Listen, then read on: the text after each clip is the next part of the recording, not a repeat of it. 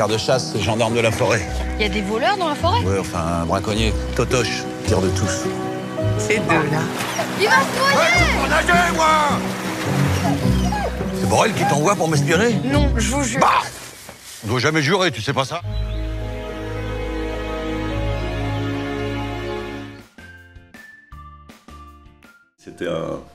C'était un film risqué et difficile parce qu'on a cumulé pas mal de difficultés qu'on essaye d'éviter généralement au cinéma, qui sont déjà de tourner avec un enfant de 10 ans.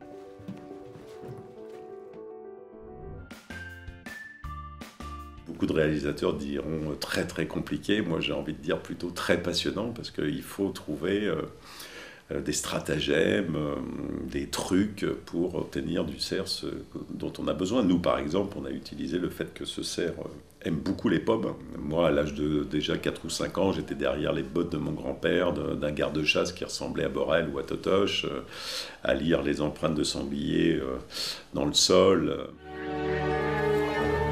Tu les vois là, ces deux petits toits là, ça te donne le poids du bestiau. Comme chacun peut le voir aujourd'hui, lorsqu'on se balade en forêt, on a des cyclistes ou des joggeurs en tenue fluorescente. Moi, j'avais pas envie de ça, j'avais envie de ces couleurs, de ces matières qui se fondent totalement dans la forêt. Et voilà chez nous. Il est arrivé à 18h chez moi, je crois qu'à 18h02, je lui ai mis des bottes et on est rentré dans la forêt, et on a approché une harde de sangliers.